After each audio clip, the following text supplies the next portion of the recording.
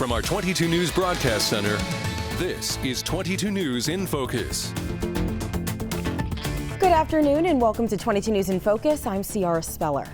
According to the U.S. Department of Housing and Urban Development, America is facing an affordable housing shortage, a problem for both renters and prospective homeowners. Locally, there are several organizations that work with people in need of housing that also help with people facing eviction or foreclosure. So today on 22 News in Focus, we're looking at the housing situation in our region. Joining me now is Keith Ferry, President and CEO of Wayfinders, an organization that advocates and provides support in the housing sector. Keith, we want to thank you so much for joining us. Oh, thanks for having me. So I just want to start with, what is your organization and the mission as well? Sure. Wayfinders is a regional affordable housing and community development organization serving Western Massachusetts. We were founded 50 years ago. And our focus is really on helping people in the region become equitable and thriving through housing stability and economic mobility. Yeah, and let's just talk about what types of programs are offered for people who are looking to rent. Sure. So we work with both renters and homeowners. For people who are renters, we're helping them with everything from housing search to find apartments, which are really difficult to find today in today's housing market. We're also working with people who are having trouble paying the rent. And we help people with long-term solutions through voucher programs that we run, as well as through short-term solutions when their emergencies come up. We help with emergency financial assistance. Yeah, that's really important. And what programs are available for people who maybe want to buy a house instead? Sure. So we provide educational programs, first-time homebuyer classes, credit success classes to help people repair credit if that's a barrier to homeownership for them. We also work with people who need financial education, just in general, in terms of understanding the home, not only the home buying process, but other things that they could avail themselves of and prepare themselves for home ownership. I want to move now to, has there been an increase in evictions and foreclosures since the COVID eviction ban was lifted? You know, what have you been seeing? So since the COVID eviction ban was lifted in Massachusetts, a lot of things have occurred. One of the things that we are proud of working with agencies across the state, including the State Department of Housing and Community Development, is how we have been able to work to provide people with emergency rental assistance and support to keep them housed during the pandemic. We had the benefit of having lots of resources coming from the federal government through what became known as the Federal Emergency Rental Assistance Program. Massachusetts received more than $800 million. And in the previous 2 years, we used that money to keep people housed. In Hampden and Hampshire County, in the last year, Wayfinders administered over $90 million to 14,000 households to keep them housed during the pandemic. And the year before, it was $33 million to keep 6,000 households from eviction. While those federal resources are gone, we still have a significant amount of state dollars that are here through a program called the Residential Assistance for Families in Transition Program, or RAFT, that can help households who are struggling to pay the rent in an emergency. Right, so maybe somebody's facing eviction or foreclosure. You know, what steps should they take? Well, one of the first steps they can take is to call us, especially if they live in Hampden and Hampshire County. We're part of what's statewide, something called the Regional Housing Network. And the members of the Regional Housing Network operate housing consumer education centers where people can call, walk in, contact us via email, and get assistance with a housing challenge or problem, whether that being on the edge of homelessness or on the verge of foreclosure or needing to find a place to live or a new place to live. And so we are the Housing Consumer Education Center for Hampden and Hampshire County, and we have offices in Springfield, where our headquarters are, but also in Northampton and Holyoke. Okay. And how many apartments and other residential rentals are there in Western Massachusetts? Let's talk about those numbers. Well, you know, talking about the numbers relative to what's going on in the housing market is a really important part of the housing picture around affordability today. We did a housing study with the UMass Donahue Institute over the last 2 years, and we really looked at the data to understand what the housing shortages were. And what we found, working with the UMass Donahue Institute and other stakeholders, is that we have an 11,000 unit housing supply gap in our region that's growing. At the time when we released the study, it was 11,000 units. According to the Donahue Institute's projections, it's projected to grow by 2025 to 19,000 units. Wow. So that means there's not enough housing for people people who need it. And the housing that we have is occupied. And so the vacancy rates are at historic lows in our region. So for renters, we're talking about 4 to 5% vacancy rates in terms of vacant apartments where people could go and find them in the region. And then for home ownership, it's around 1%. So it's a very tight housing market in terms of finding available units for people, regardless of their resource and financial position. Yeah, and why is there such a housing drought? Like, why is there such a shortage? Part of it is that we haven't been building enough over years, and that's years, decades is probably more like it. And that means that we have also not been looking at the demographic trends that are affecting us today. In Western Massachusetts, we have a significant population of seniors who are aging in place, not vacating their homes, downsizing, but really staying in the existing housing that we have. We also have a large millennial population, just like these trends are national and throughout the Commonwealth. And so we haven't been building with that demographic trend line in mind. And so now we face this kind of shortage problem, and this is shortage problem not only here in Western Massachusetts, but it's a shortage throughout the Commonwealth and throughout the country. I want to touch on this now. So about 10 years ago, the state was housing homeless families and people in hotel rooms. Yes. But after public outcry, there was more of an effort to get people into permanent housing. So are you seeing an increase in the numbers of people being housed in hotels still? We provide emergency shelter to families who are experiencing homelessness. And we provide that through a number of congregate or scattered site shelter units in the community. Today we provide about 200 units of that, and there are other shelter providers that do that as well. Most of us are at capacity. So when new people are coming into the shelter system, they can be placed actually anywhere in the state. We have been a place in the state where there's been a significant volume of shelter units, so we've seen an increase in people here. And we're at capacity. So there are some instances where people are temporarily being put in hotels, but most cases they're finding housing through the emergency shelter system appropriately. I also think it's important to touch on Section 8 housing. Mm-hmm. So, what is that and how does this work? So it's a rental assistance program. Actually, Wayfinders was one of the demonstration projects for when Section 8 was created 50 years ago. When we started, we were called the Housing Allowance Project, and it was a way to help people pay the rent so they can stay stably housed. And today what it is if you qualify for the program and you get a voucher, you have to pay 30% of your income toward the rent, and then the rest is paid by the voucher program.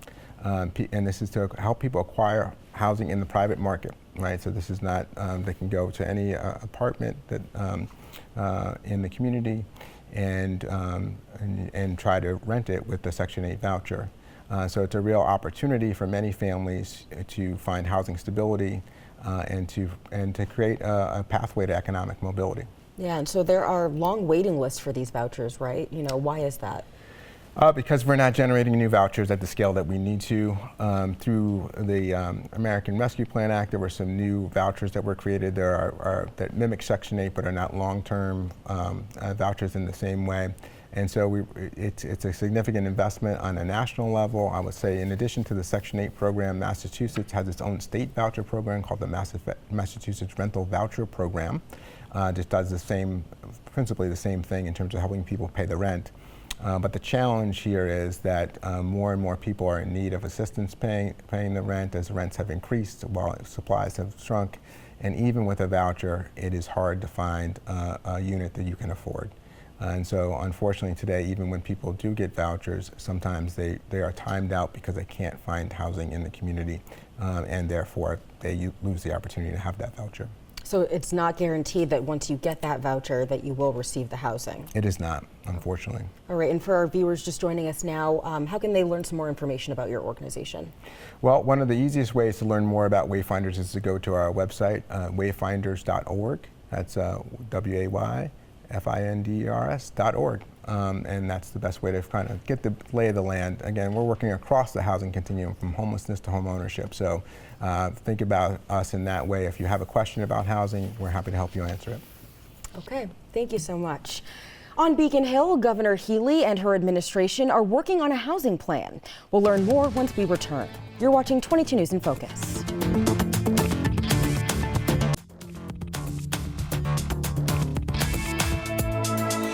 Welcome back to 22 News in Focus. Today we're talking about the housing crisis in the state and our region with Keith Ferry, President and CEO of Wayfinders, a housing support organization. The not-for-profit organization Up for Growth issued a report that found Massachusetts is missing over 100,000 homes. Housing underproduction happens when a community cannot meet housing needs, and there are several reasons for this, including lack of housing units, too many unlivable properties, and the unreasonably high cost of rent and homes. So Keith, you've been appointed to a new housing team by Governor Healy. Tell us about this team and the mission. Well, the governor really is focused on addressing this housing crisis, and so she created a transition committee to really help her plan for the future, a future where we have abundant and affordable housing for the Commonwealth. And it's an issue across the Commonwealth, not only here in Western Massachusetts and Eastern Massachusetts. We see lots of articles and news stories about the increasing rents and the challenges people have with affordability. And many people think here in Western Massachusetts we have it easier with affordability. But when we really compare the rents today and where people's incomes are, and we have a similar challenge. In fact, in many cases, it's greater, with 1 in 4 renters in our region paying more than 50% of their income for their housing. And that was pre-pandemic, that number. And that only gotten worse since that time period. And so we experience through our work a great need to work with the governor and help her come up with the ideas and prescription for solving this crisis. And who else is involved in creating a housing plan? Well, obviously there's the folks within the agency and within the agencies of the state government, but the governor has brought together leaders from across the state, housing developers, people who provide programs to support people around housing, people who are focused on homelessness, people who are in unions and other trades that are really working to figure out how together we can address the Commonwealth's housing challenges. Because if we don't, the Commonwealth's kind of vitality is at risk, and if we don't have enough housing units, we can't create more economic opportunity for people. People will leave the Commonwealth. Yeah, and so what are some of the issues the team will be addressing? You know, a deeper breakdown of that. Sure. So part of it is about supply, creating more housing supply, and figuring out where to do that and how best to incentivize communities to do that. One of the challenges as an affordable housing developer, Wayfinders does that work in addition to providing programs, is that many communities are skeptical or even resistant to creating more housing options. Some of it's about density in some places, some of it's about a lack of awareness, some of it is about other reasons that communities sometimes want to block housing and block access to creating more opportunity. So it's really thinking about that from a development standpoint, the resources that are needed for it. When we look at what's going to be needed, it's going to be billions of dollars of investment over many years. There's no light switch to flip here. And so it's going to require concerted investment. So looking at the financial projections that the Commonwealth is going to have to face in terms of increasing resources for housing developers and for communities to create the right infrastructure to accept housing is another key part of it. And then the other part of it is really thinking about how to help people afford housing.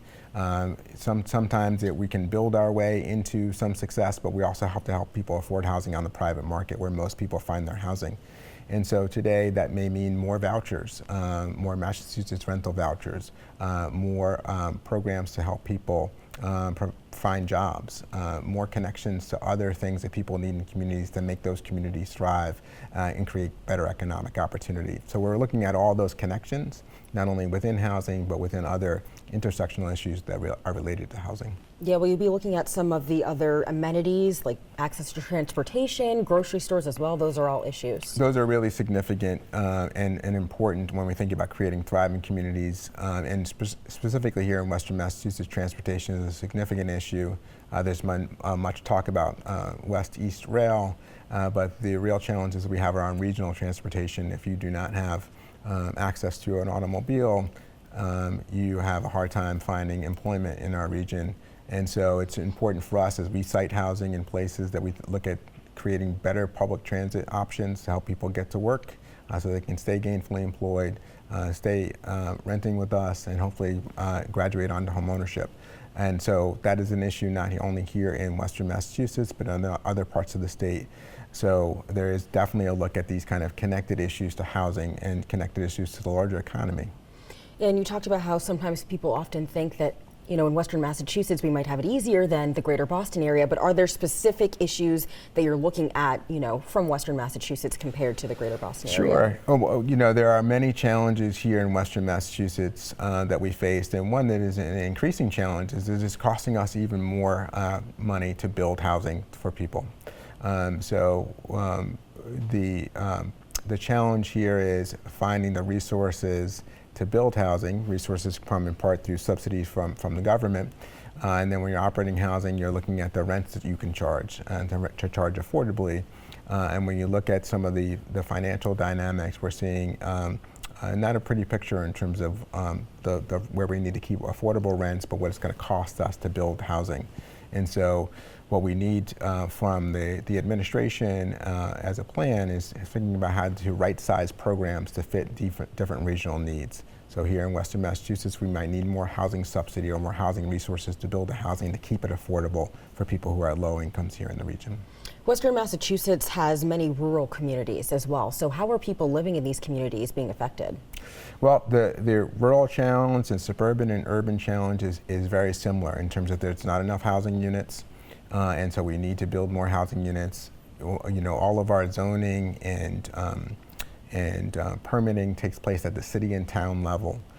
So there are both decisions that need to be made in these communities. Many communities are not necessarily equipped to make the decisions. They don't have full-time planners or other people who can help them with making decisions around things that are going to affect their town and affect how communities might function.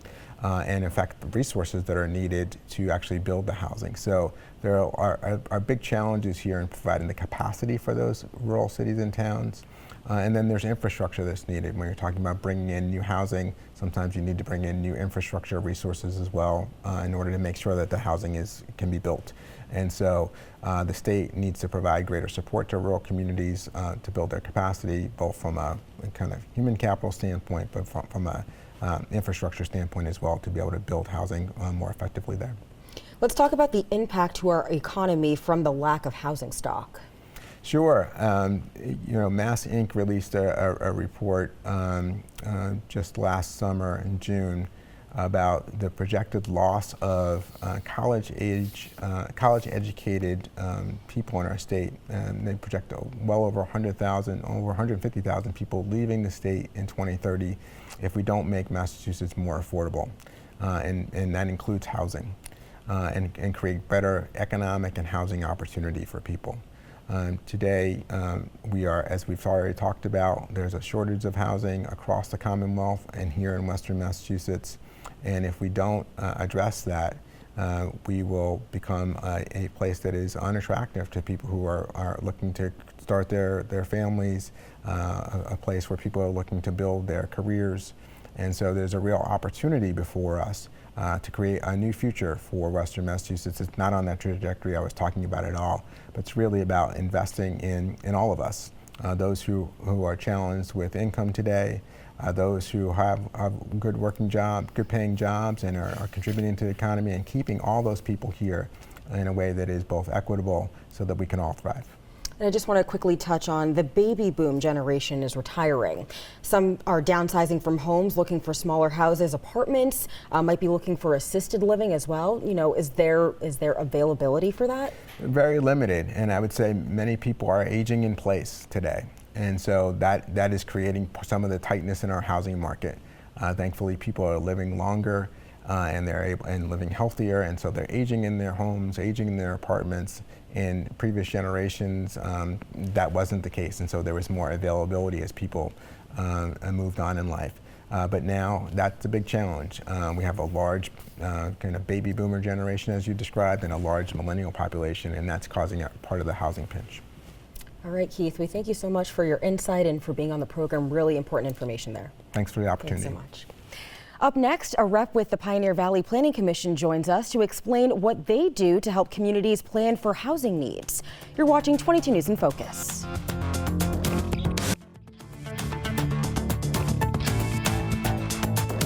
Welcome back. Today you're watching 22 News in Focus, and we're talking about the housing crisis in our region.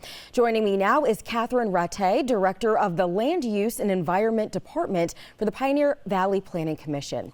We thank you so much for being on the program, Catherine.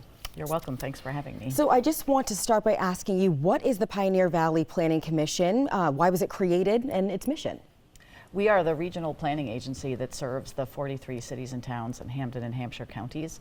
We were created in 1962 by enabling legislation, and we were created so that municipalities could work together on issues that cross municipal boundaries. We consider ourselves a catalyst for regional progress, and we're the primary agency responsible for increasing communication, cooperation, and coordination among all levels of government, as well as the private business and civic sectors, in order to benefit the region and improve residents' quality of life. All right, and I want to ask you, what types of data do you gather, and what are the modes for gathering and distributing this information? So we do serve as the regional data center, and so one might ask, what data don't we gather? We gather data on behalf of our member municipalities when they engage us to work on plans. So when we do comprehensive community plans, we work to gather both qualitative and quantitative data. So we will facilitate surveys with our member municipalities so they can understand the desires of their residents, so they can articulate visions for their future. We also work on a broad range of public policy areas, including land use, housing, community and economic development, transportation. So understanding the challenges and opportunities in each of these areas and the relationships between the fields is guided in part by the data that we're able to collect, analyze, and share with the communities, with nonprofit organizations, and the businesses in our region. Much of the data that we work with is publicly available through the Pioneer Valley Data portal, which is pioneervalleydata.org. It was formed prior to the pandemic through the combined efforts of local and regional foundations who found it beneficial to have access to that information. During the COVID-19 pandemic, the data portal was extremely important in understanding the impacts of the pandemic. But the pandemic also reinforced and lifted up the fact that our economy has not treated all the people the same. Communities of color in particular have faced systemic barriers that have held them back from sharing equitably in our economy. And so for this reason, we have redoubled our efforts at the Pioneer Valley Planning Commission to compile and analyze data that helps to tell the story of those disparities, to better understand the ways in which the prosperity of our region is compromised when we fail to fully leverage the potential of all the people who call the Pioneer Valley home. And let's talk about how many communities are involved in your regional planning. It's 43. Western Mass has 101 municipalities, and so we're the two counties within Western Mass, but we have 43. And what is Valley Vision 4? Valley Vision 4 is the fourth iteration of our regional land use plan. We started doing regional land use planning in 1998. We were one of the first regions to work together with all 43 of our cities and towns to articulate a vision for sustainable land use. So it creates a more sustainable Pioneer Valley region by managing growth and development to reduce sprawl and support and strengthen our urban and town centers. We work to reduce vehicle miles traveled and the resulting air emissions, promote availability of affordable housing for all, reduce water pollution, protect farmland, open space, and natural resources. All right, so a lot right there. Yeah. I want to move now to the Climate Action and Clean Energy Plan. What is that? So that's another regional plan that the Pioneer Valley Planning Commission was also the first regional planning agency in Massachusetts to work on clean energy back in 2003. And we started doing it because we were working with our member municipalities who were interested in siting renewable energy in their towns, and we realized that it was important for them to understand the regulatory environment. And then when we started looking into what our municipalities were doing with respect to renewable energy, we realized how much we were doing out here.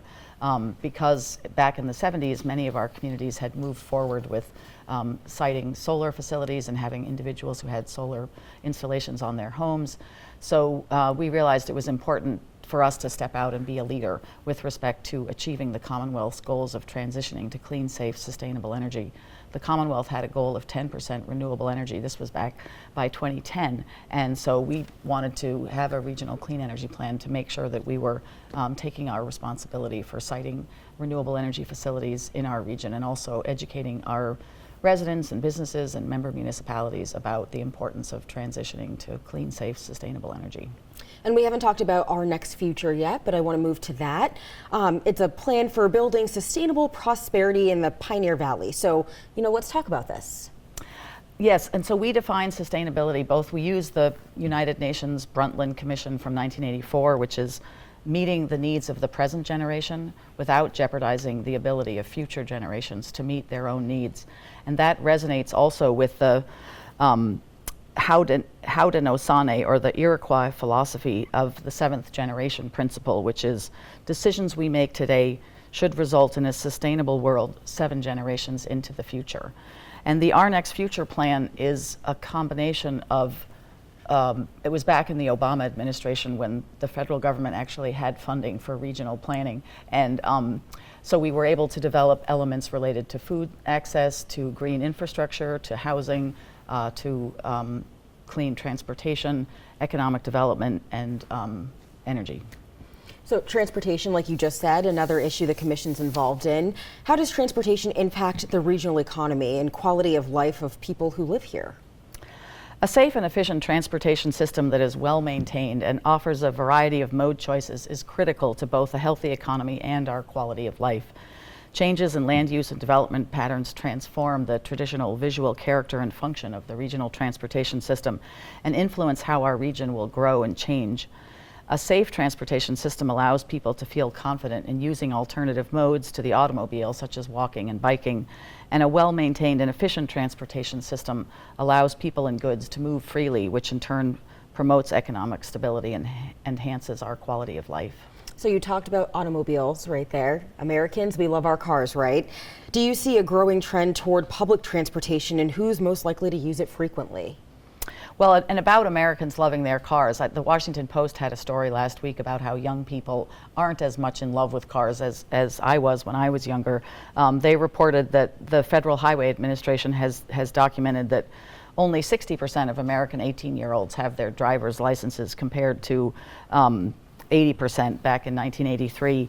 And also, remote work and remote school and access to ride sharing does seem to be influencing how young people are feeling about cars. So it may be that they will be the ones who are helping us with the transition to public transportation.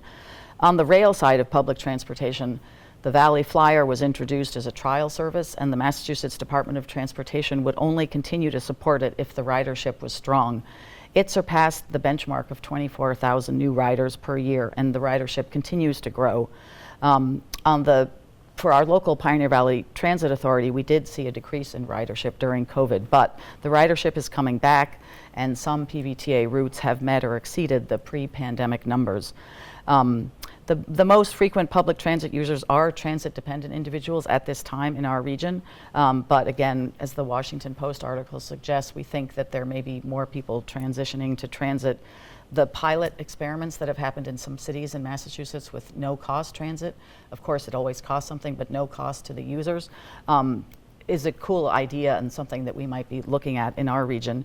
We also have some really innovative things happening. The Quabog Valley Connector, back in 2017, a group of communities in the Belchertown, Munson, Palmer area joined together with the Quabog Valley Community Development Corporation to create an on-demand ride van service. And that kind of local transit may be a way that we can meet some of our transit needs out here in Western Mass. Yeah, and just quickly talking about the rail, we've heard a lot about the East-West rail. We've seen some movement. Congressman Richard Neal has really been an advocate for it. How essential is the expansion of the East-West rail? The East-West rail provides options that don't currently exist in the Pioneer Valley to Pioneer Valley residents. With the ever-expanding remote working environment, it's much more common for employees to live further from their place of work. Housing costs in Western Massachusetts are much more affordable, making it a more desirable place to live if the public transportation was more readily available. When passenger rail was extended to Worcester, they saw tremendous population growth. So it could be very important, especially for people who want to appreciate the great quality of life that we have out here and who maybe live in farther or work in places that are farther away. All right, Catherine, thank you so much. The Pioneer Valley Planning Commission also helps communities identify their housing needs, and we'll have that conversation when we return. You're watching 22 News in Focus.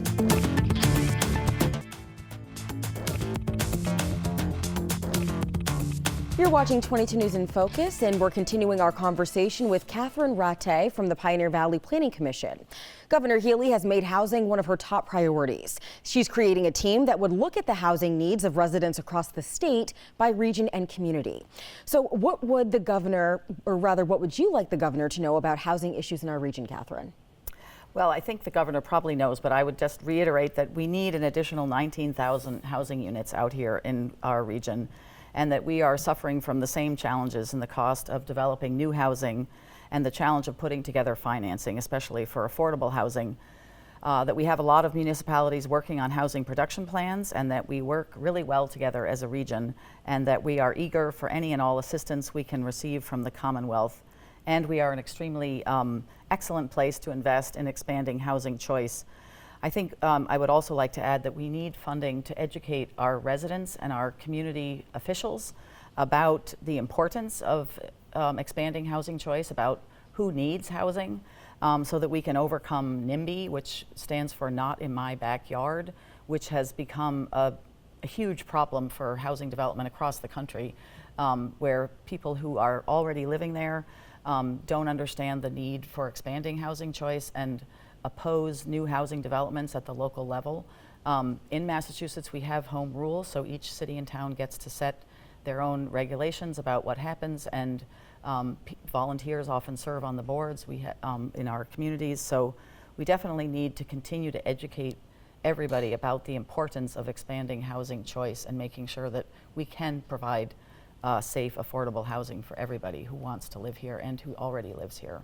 Let's talk about some of the unique issues that residents are being met with, especially those living in more rural communities. We have a lot of aging housing stock, as Keith was talking about, that could benefit from rehabilitation and maintenance. We also have a lot of older adults who are choosing to age in place. Some of them have larger homes than they need after their children have moved out, but they don't have any assisted living or senior housing in their own communities that they could move into. So rather than leave their community, the place where they grew up, where they have their friends and support, they stay in these larger homes. They're inadvertently keeping those homes off the market for younger people. So it's a vicious cycle. So we need to expand opportunities for senior housing in smaller communities.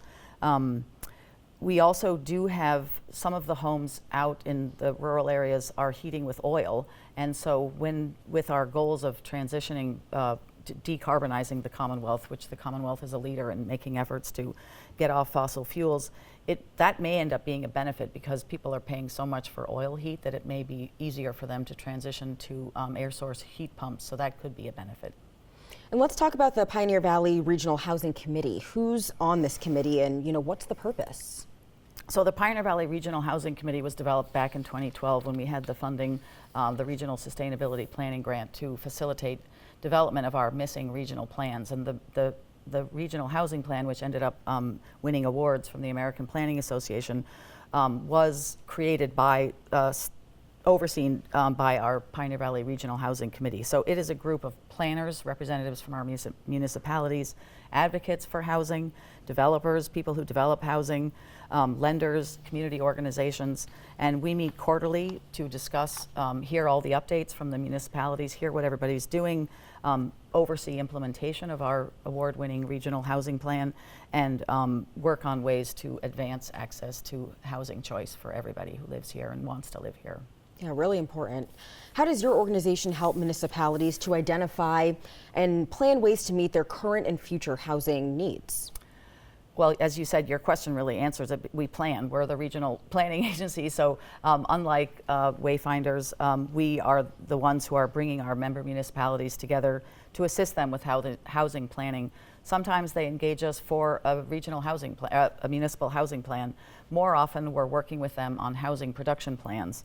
And housing production plans is a community's proactive strategy for planning and developing affordable housing by creating a strategy to enable the municipality to meet its affordable housing needs in a manner that's consistent with Chapter 40B statute and regulation. Chapter 40B is a state statute that Massachusetts adopted back in 1969, and it allows zoning boards of appeals to approve affordable housing developments under flexible rules. And it's a great regulation because it makes it much more possible to have affordable housing. It has been controversial because if a municipality doesn't meet the threshold of 10% affordable housing, a developer has the right to appeal an adverse local decision to the state if they were trying to do affordable housing in that municipality and it was not approved. And so municipalities are very much motivated to develop housing production plans so that they can make sure that they're accommodating the need for affordable housing in their town or city. The Pioneer Valley Regional Housing Plan is an element of our next future. Yes. The sustainability plan, that is. And what's included in that? So the purpose of the Regional Housing Plan is to identify the opportunities related to the housing market, to stability, housing affordability, and fair access to housing. We want to be a region where everybody can choose to live where they want to live, where their family is, where their work is, where their children go to school. The plan is intended to assist municipal officials and the state government and our fair housing associations to create a sustainable region that empowers urban, suburban, and rural places. Yeah, and just lastly, you mentioned, places where people want to live, right? Have the choice of where they want to live. So what other elements are needed to create a livable community that provides equity and opportunity? So in addition to sustainable land use that we talked about, renewable energy, safe, comfortable, and affordable housing, and safe streets that accommodate all modes, walking, biking, transit, as well as motorized vehicles, we also need access to culturally appropriate, healthy, and where possible, locally grown food. We need access to open space and parks. We need high quality schools, safe neighborhoods, art, culture, and we need to protect our historic resources and work to understand our past so we can learn from our mistakes and do better to assure equitable access to opportunity for all. Yeah, and so how can our viewers learn more about the Pioneer Valley Planning Commission? Our website is the best place to start. It's pvpc.org, so it's quite easy to find. Yeah, and is there any other, resources, any hotlines, anything like that? The pvpc.org is the place, and then the Pioneer Valley Data Portal is the other place where you can access all our data. Okay. All right, Catherine, we appreciate you being on our show.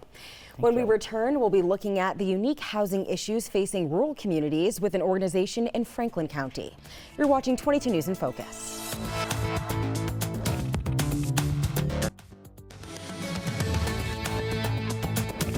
Thanks for staying with us. You're watching 22 News in Focus, and we've been talking about the housing crisis in Massachusetts and our region. Franklin County is primarily a rural region made up of 26 towns, with the city of Greenfield being the largest. So joining me now to discuss housing issues in that region is Gina Gavoni, Executive Director for the Franklin County Regional Housing and Redevelopment Authority. Gina, thanks for being on the program. Well, thanks for the opportunity. I just want to ask you to start by telling us what the mission of your organization is. Sure. Franklin County Regional Housing was created about 50 years ago as a regional public housing authority. So there was special legislation that created us. And so we offer public housing. And about 30 years ago, we created another nonprofit affiliate called Rural Development, Inc. And through that, we actually develop affordable housing. So we use both entities to do sort of an umbrella of housing meet an umbrella of housing needs, both for people and to some degree for communities in Franklin County. And going off of that, what are the programs that you offer for people seeking housing, whether it be renting or looking to buy? Sure. Well, first of all, housing. We have both public housing units and some private but affordable housing units available. We also have a voucher program, like Keith mentioned earlier. We offer the Section 8 and the Mass Rental Voucher Program, MRVP. We also have the RAFT program, which is the program that helps both landlords and tenants who are facing either eviction or homelessness situations. We also have housing search services, which are very popular for folks who are really struggling with the housing application process, either with private landlords or for programs, because there are a million points of entry for different housing programs and subsidies out there.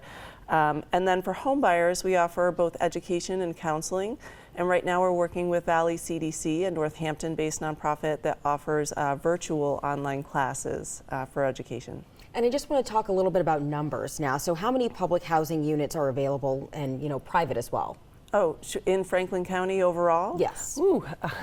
There are probably roughly only about 550 public housing units in Franklin County. It's not very many. And again, we are the most rural county. We have the smallest population of the state, but only about 550 units. The big issue that I want to draw attention to, as Keith mentioned earlier, there's a big deficit of housing units. And right now we are missing from both the affordable and the whole spectrum of housing, we're missing about 2,500 housing units in Franklin County. Yeah, and what are some of the unique issues that are facing people looking for housing in Franklin County and the North Quabbin area? Sure. So simply put, the lack of housing, period. It's very difficult for people to find anything that's available. There's also a mismatch, as has been discussed also, just in terms of what people have and what they need, either having multi-level homes and needing a single-level home to age in place. The affordability issue we've talked a little bit about already, but just to put some numbers on this, since 2015, there's been about a 70% increase in median home sales prices in Franklin County. And in that same period of time, there's only been an 18% increase in median incomes. So the gap between affordability for both renters, because rentals are tagging right along with ownership units, the gap is just growing larger and larger. So what we see is just this huge disparity growing. On top of that, for rural folks, there is an additional burden of transportation. There's a lot of miles in between point A and point B. So that additional cost of transportation with the added housing cost burden really impacts someone's ability to afford other things, other basic necessities. And so you talked about people aging in place earlier, our senior community as well. Sanderson Place you recently opened, so tell us a little bit about that. Sure. Sanderson Place is, we're so proud of it. We've just begun moving residents in about 2 weeks ago. It is 33 units, mostly one bedrooms, a few two bedrooms, exclusively for 62 and older. All of the units are affordable to folks at between 30 and 60% of median income. We're working with LifePath, which is our area agency on aging, to offer resident service coordination and also meals programming. And it's a lovely development that's right in the center, sort of the historic village of Sunderland, very close to the library, to some walking trails, to a bus route. And it's been a thrill to see it come to fruition through the pandemic. Yeah, lots of amenities in that area. Yes. Great. Yes. Are you currently accepting any applications? So we are fully occupied. However, there is a waiting list, and we do encourage folks to get on that waiting list. Okay, so there's a waiting list, but let's talk about the eligibility requirements again. Sure. So 62 plus, low to moderate income, and really those are the two primary. There are other factors that staff can walk folks through. Are there any other new housing development plans in the works right now? We do have one that I'd love to talk a little bit about in downtown Greenfield. We're working with Clinical and Support Options, or CSO, and also their flagship operation in Springfield called Friends of the Homeless, to develop a similar campus in Greenfield. So there's currently an individual homeless shelter in downtown Greenfield that only offers shelter units. It's not really units, it's just shelter beds.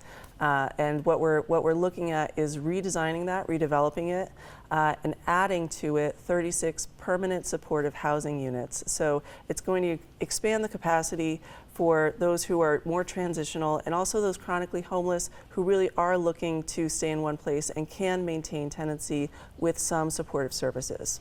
And I want to have you talk about the housing rehabilitation program now. Oh, sure. So we actually have 3 housing rehab programs for homeowners and also small landlords. The first is through Community Development Block Grant Funding, or CDBG, and those are loans of up to $50,000 that are offered at 0%, primarily to address code violations in homes.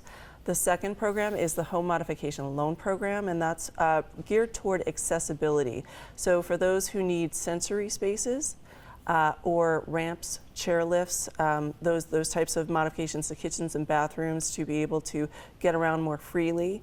And then the third is get the lead out, and that's for lead abatement in homes where there's either a court order to abate lead or just the need to abate lead.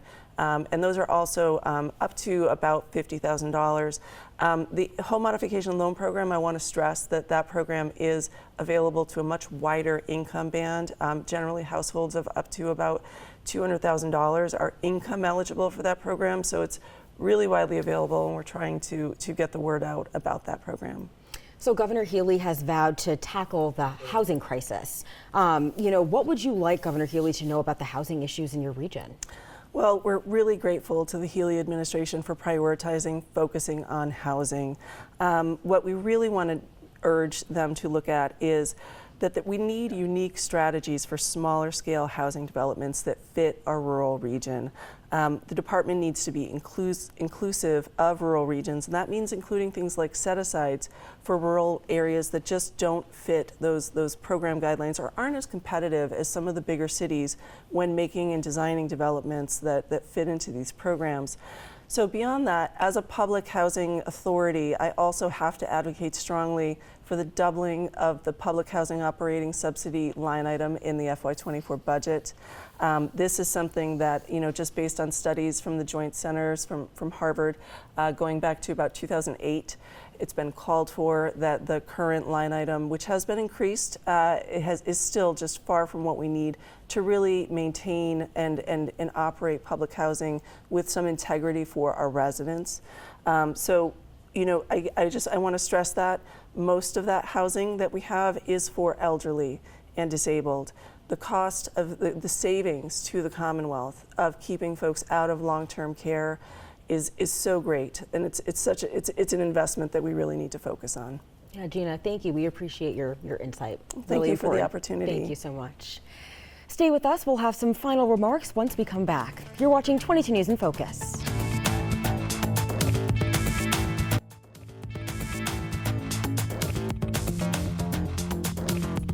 You've been watching 22 News in Focus today, and we've been discussing the housing crisis in Massachusetts and our region with local organizations that are dedicated to creating and maintaining quality housing for residents.